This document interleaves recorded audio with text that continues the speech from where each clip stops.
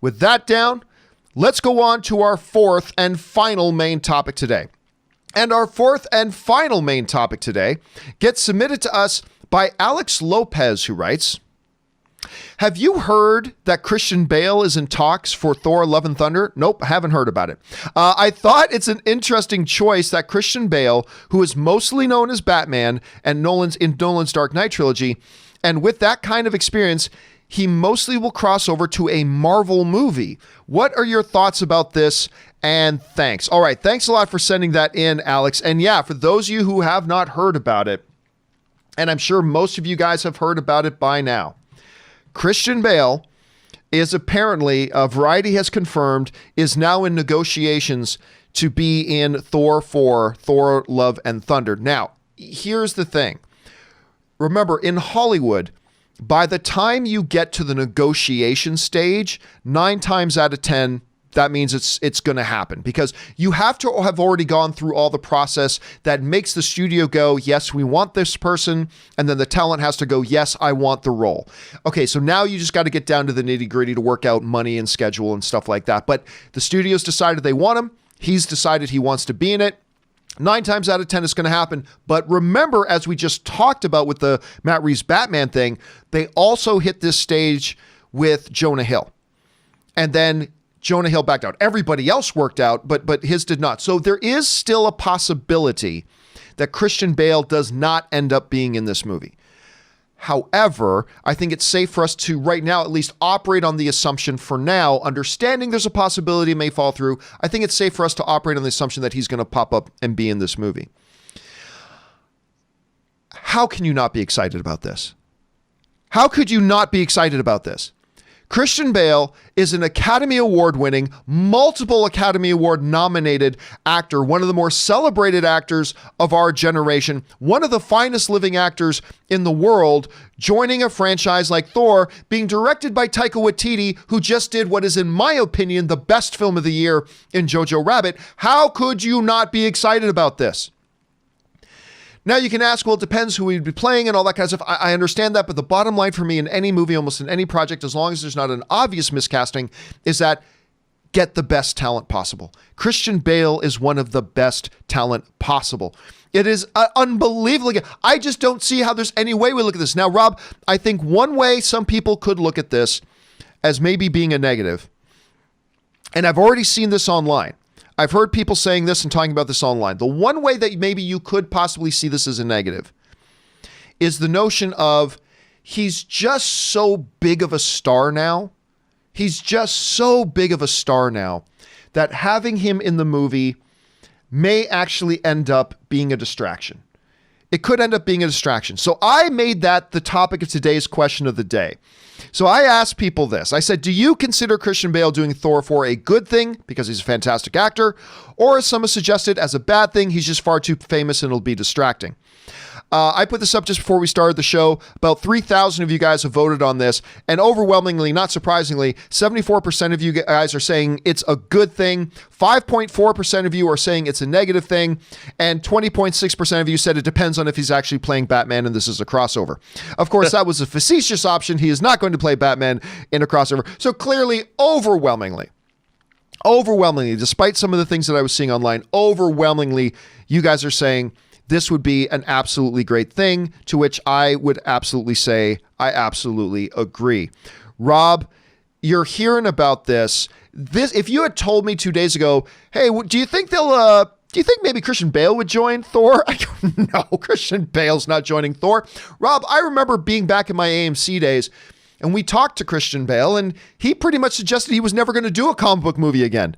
Now, of course, that was like 7 or 8 years ago, so obviously minds change, but I never would have thought that this would be true, but here it is. Rob, you're hearing about this. What do you think about it? Well, the Marvel Cinematic Universe has become very, very attractive to actors. I mean, look at who we've got, whether it's Cate Blanchett playing Hela, whether it's Jeff Goldblum playing the Grand Master, I mean, Anthony Hopkins playing Odin. I think we're past the point of being surprised by what actors show up in the Marvel Cinematic Universe, because what a fun place to play.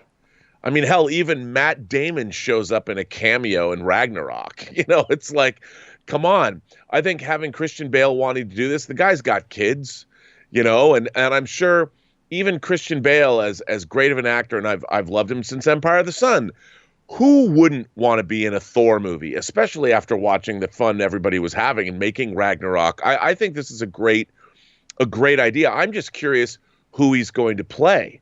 I mean, a lot of the major Thor villains have been touched upon, and of course, one of the Thor characters that I think everybody's wanting to see is Beta Ray Bill, but Beta Ray Bill doesn't exactly look human, but it would be kind of cool. I mean, who knows? I think that one of the things about the Marvel Cinematic Universe is these guys are really, they think out of the box. They think also tremendously in the box. And if there's one thing the Marvel Cinematic Universe has done, it's provide a hell of a lot of fun at the movies. And I think whatever's going on here, whatever Christian Bale wants to play, I think the people that win are us, the audience. So color me stoked. I can't wait to see what they announce. And I'm like, I've loved Christian Bale for a very, very, very long time as an actor. As I said, all the way back to Empire of the Sun, back in the mid-'80s. The man can do no wrong. I mean, whether he's going to play Batman, hell, knowing Taika Waititi, maybe he's going to come back and play Patrick Bateman from American Psycho. I mean, I wouldn't put it past that. Who knows? I just am excited. I can't wait. I mean, there's got to be a joke in Thor Love and Thunder about somebody talking like this and then having Bale's character go, "Why are you talking like that? You sound ridiculous." Yeah. But you bring up an interesting question though, Rob. And that is the question. Of course, just assuming that this all works out and their negotiations go smoothly, it brings up an interesting question. Who is he going to play? Now, there's a lot of people online saying it's going to be Beta Ray Bill. I don't think so. It very well could be. I'm not saying I have any insider information saying it's not going to be, but I don't think it's going to be. And I think one of the main obvious reasons is, why would you go out and get a Christian Bale? And why would Christian Bale want to do it if all he was going to be was, the voice of a CGI character? I just don't see that being something Christian Bale would want to do. I don't see that. I don't see that being something that Warner Brothers or that Marvel would want to waste on him. Now, that being said, you're going to get Bradley Cooper to do the voice of a little raccoon, and that worked. They got Bradley. He's multi-Academy Award nominated actor and a big actor and a big famous actor, and they were able to get him in to go do it. So you can make the argument for that, and I understand that argument, but I still don't think it's going to work out that way. So I don't think it's going to be Beta Ray Bill. Beta Ray Bill may end up being in the films, of course, but I don't think it's going to be Beta Ray Bill. Off the top of my head, Rob, and I think you would know better than me, so I want to throw two names at you. I want to throw two names at you and get your impression.